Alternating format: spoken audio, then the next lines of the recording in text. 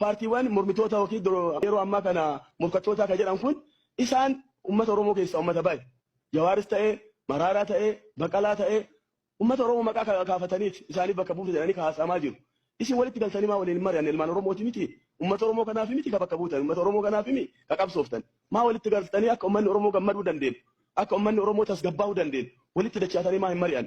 Maa waliin isin argine nu. Maa waliin teettanii nyaanni maa waliin teettanii teessoo tokkorra maa waliin mari'an maa waliin dalagan. Wanni walitti dhufiinsa isin dhoogaa kun maali? Rakkoo kana maa waliin teettanii hubattanii sabaaf sablammoonni nu keessa jiran tasgabbaa'anii jiruu isaanii maa geggeeffachuu hin dandeenye.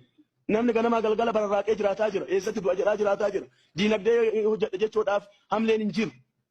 Biyya amma ofii bulchaa jiru. Kaleessa wayyaaneen kana nu gooti maaliin kana nu gooti jennee iyyinee hanga caffee kana as dhufnee hirmaannaa yaa'ii kanarraa sadarkaatti addaan cinnee karaarra cinnee hafne tokkotu ture. Isa bira taane itaajamaa Joorshuumii kadha.